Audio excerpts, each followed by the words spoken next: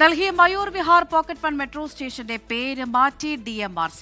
ശ്രീറാം മന്ദിർ മയൂർ വിഹാർ എന്നാണ് മാറ്റിയത്. ആശയക്കുഴപ്പം ഒഴിവാക്കുന്നതിന് വേണ്ടിയാണ് നടപടിയെന്നാണ് DMRC അറിയിക്കുന്നത്. PR അരവിന്ദ് വിവരങ്ങൾ നൽകാനായി ചേരുന്നുണ്ട്. അരവിന്ദ്, ഒരു മെട്രോ സ്റ്റേഷന്റെ പേര് കൂടി മാറ്റിയിരിക്കുകയാണിത്. എന്ത് ആശയക്കുഴപ്പം ഉണ്ടാക്കുന്നു എന്നാണ് DMRCയുടെ വിശദീകരണം?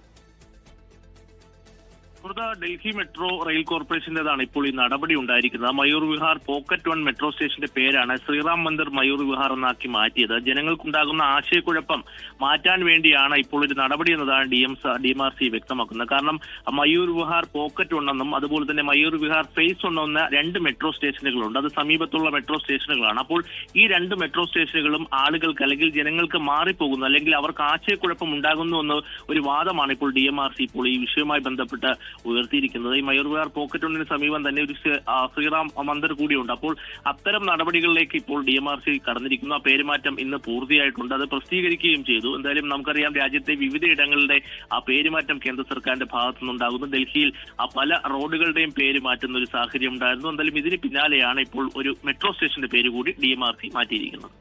ലോകത്തെവിടെയായാലും ഏത് സമയത്തും 24 വാർത്തകളും ഓഗ്മെന്റഡ് റിയാലിറ്റി പാക്കേജുകളും എക്സ്പ്ലെയിനറുകളും വിശദമായി കാണാൻ ഞങ്ങളുടെ YouTube ചാനൽ നിങ്ങൾക്ക് സബ്സ്ക്രൈബ് ചെയ്യാം.